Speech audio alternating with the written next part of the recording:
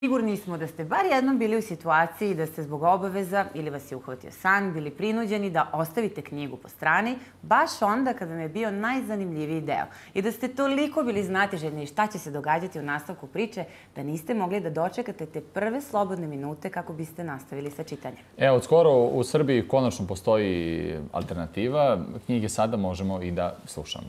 U današnjem i jutarnjem programu o tome razgovaramo sa Nenadom Iđoškim, koji je pobednik nacionalnog takmičenja za najbolju studentsku ideju i direktor, suosnivač platforme Knjiga priča. Gospodine Đoški, dobro jutro i hvala vam na izdvojenom vremenu za naš jutarnji program. Dobro jutro, hvala na pozivu. Pa ovo je divno sve što smo rekli u najavi, a kako ste uopšte došli na ideju? Pa sve je počelo još 2019. godine, baš kao i ta nagrada za najbolju studentsku ideju. To je bilo 2019. godine gde smo drugari i ja kao neka studentska ideja započeli sve. Nakon tog takmičenja to je bio dobar vetar u leđa da nastavimo dalje, da guramo. U međuvremenu su i upoznao određene ljude koji su i suosnivači, danas Knjiga priča investitori. I evo nas danas ovde posle 3 godine skoro od razvoja. Konačno i 3. marta na sajmu knjiga u Novom Sadu imali smo i štand i lancirali smo platformu. I evo nas danas. I sad rekli smo u najavi, onako kada ostavimo tu knjigu po strani, a baš nas zanima šta je u nastavku. Sad možemo to, na primjer, da slušamo u automobilu ako se vozimo do posla ili možemo stavimo slušalice pa preko vaše aplikacije, preko telefona. A kako funkcioniše to slušanje knjiga na vašoj aplikaciji? Pa znači, dobro ste to rekli, znači kad slušate audio knjige, nebitno je vreme i prostor, možete bilo kada da ih slušate, vozite auto, idete u teretanu, šetate, trčite. Baš postoje razne mogućnosti kada možete ih slušati. Sad što se tiče slušanja, prilično je jednostavno. Odete na platformu knjigapriča.com, razgledate besplatno knjige, poslušate 30 sekundi demo. Ukoliko vam se neka knjiga svidi, stavite u korpu, registrujete se i kupite. I na kraju zauvek, znači jednom kad kupite knjigu, ona je zauvek vaša, plaća se po knjizi, znači nema mesečnih članarina. Jednom kad kupite knjigu, možete slušati koliko god hoćete puta preko vašeg profila. Znači nema skidanja, šerovanja i tako dalje. I ne postoji vremenski limit, to je tako. Važno. Znači jednom kad kupite zauvek vaša, manje više kao i fizička knjiga.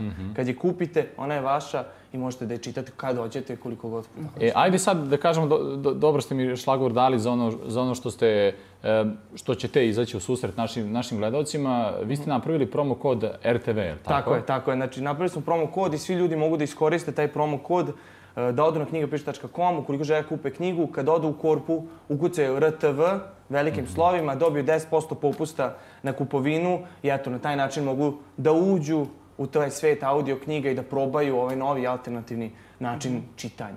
A koliko su čitaoci skeptični u vezi s ovim novim pristupom? Zavisi isključivo od godina ko je čitaoc. Znači, nisu svi skeptični. Imamo ljude koji su bili jako obradovani idejom, koji su želi odmah i da probaju i da kupe, zato što jednostavno hoće da vide, da testiraju sebe i svoju neku novu naviku. A s druge strane imali smo skeptične ljude i onda kroz razgovor oni shvate da ovo nije ili fizička knjiga ili audio knjiga, nego je ovo i. Znači imate mogućnost kombinovanja u krajnjem slučaju. Kad imate vremena čitate fizičku knjigu ako to volite, a kad nemate vremena ili u zavisnosti od navika, onda je slušate. A kako su najčešće nedoumice? Šta kažu? Pa imaju taj problem, misle da ćemo mi kao audio knjige da osvojimo fizičke, da ćemo potpuno da izbacimo fizičke knjige, što uopšte nije poenta priče, poenta da se ponudi alternativa, ne samo starijim ljudima, nego i deci. Svesni smo da sve manje i manje dece čita, tako da audio knjige su odlična alternativa i u tom smislu gde, na primjer, lektire, pošto deca ne vole čitaju lektire, oni mogu da ih slušaju sada. Tako je. Apsolutno se slažem ja, na primjer, u osnovnoj školi da sam samo slušala istoriju, bilo bi mi baš lakše. Nego da sam morala da čitam. Možda ne bih sedela na ovom mestu danas. Imala bi katedru pa bi držala predavak. Generalno, koje žanrovi mogu da se nađu na vašoj platformi? Mi sad kad smo krenuli smo sa 30 knjiga. Imamo razne žanrove od istorije, beletristike, romana, klasika, lektira. S tim što nakon sajma, a i u stalnom smo u kontaktu sa izdavačima, dogovaramo se za nove žanrove. Uskoro ćemo imati biznis knjige, motivacione knjige, manje više te self-help knjige, isto kao za lični razvoj. Tako da to je sve proces. Plan je da se, to jest vizija Knjiga priča jeste da se sve knjige koje su napisane ili prevedene na srpski jezik nađu u audio formatu na platformi i da ljudi mogu da slušaju. Sve je počelo kao studentska ideja. Koliko je vremena bilo potrebno od ideje do realizacije? 3 godine. 3 godine. Tako je. Da, rekli ste 3 godine, ali generalno taj period od 3 godine je je period koji je vama bio potreban da negde uđete u tu rutinu koja je sada. Može da se kaže da je sada to jedna rutina koju obavljate na dnevnom nivou i koliko je uopšte teško da se... To sve postavi u stvari, da. I mnogo je prepreka sigurno bilo na tom putu. Apsolutno sam siguran. Ajde da ne kažem sad update-ovati, možda da prevedemo na srpski pa da ne kažemo da se konstantno iz dana u dan i da se afirmišete i da se nadograđujete. Osvežavaju informacije. Pa u suštini to je dobro ste rekli, to je proces i taj proces je trajao 3 godine. Znači, konstantno ima taj neki razvoj, bilo da je to na biznis modelu koji se testira kroz to vreme, bilo da je to, na primjer, na platformi, dogovoru sa izdavačima i tog prebacivanja iz fizičkog u audio format. Ali najveći izazov, mislim, izazov je bio sve vreme, ali najveći tek sad dolazi. Znači, to je taj izazov gde mi treba da krenemo da prodajemo, gde mi treba da, kao knjiga priča, brand promovišemo i to je u suštini sad taj test.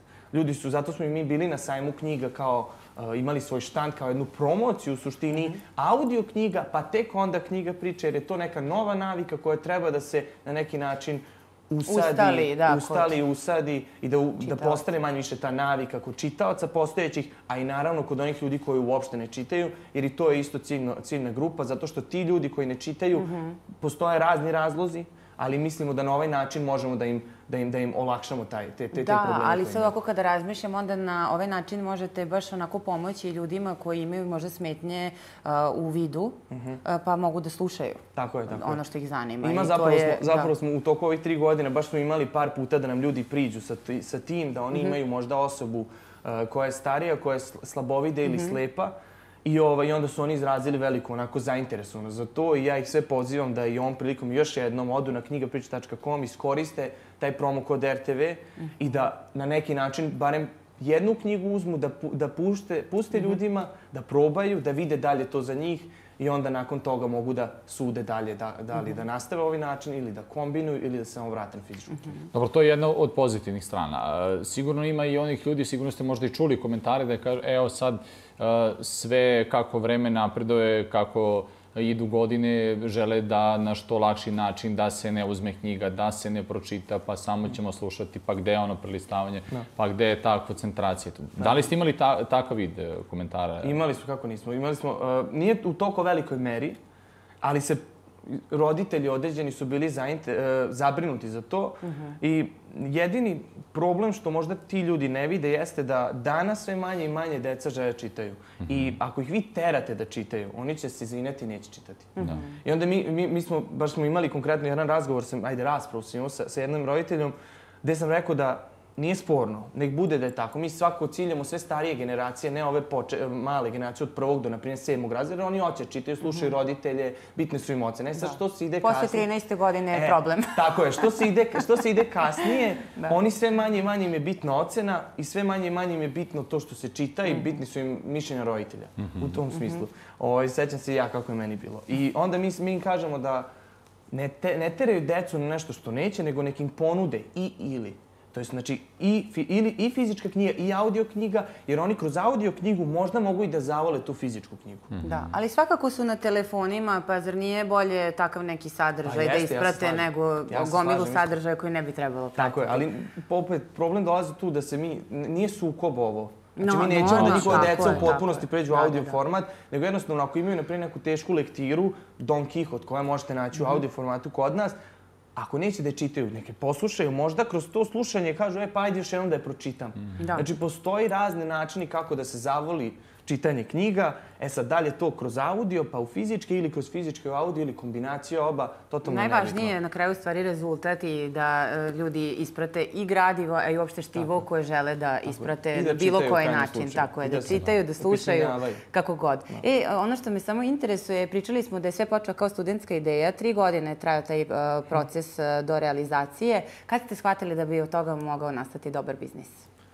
Od početka. Od početka? Dobro. S takvom idejom ste krenuli u to sve. Da, pa to ja sam i znao čak da ću dobiti investiciju na neki način. Verovao sam u sebe, verovao sam u tu ideju. Gurao sam, bio sam baš vredno radio na tome i to je jednostavno, onako su neke ključne poruke da treba da budete uporni u nečemu, da verujete i u sebe i u to što radite.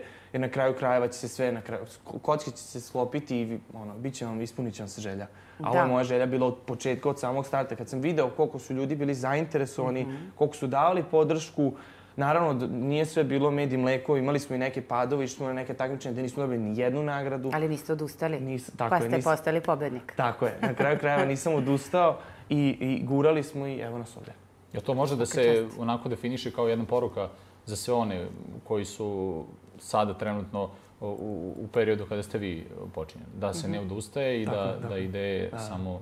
I da budu uporni i da morat će naravno i žrtvu neku da podnesu, u smislu da li je to vremenski, novčano ili na kraju krajeva sve, čak i sa drugarima ćete manje da se viđate i družite i da izlazite, ali ukoliko volite to što radite, a to je isključivo razlog zašto treba da radite ovakav posao, jer niko normalan neće proći kroz ovo što smo mi prošli, što sam ja prošao, jer kažem, to je konstantno žrtva, vremenski, novčano, u prijateljskim odnosima, tako da upornost, žrtva, da volite to što radite, što su jedna od najbitnijih stvari.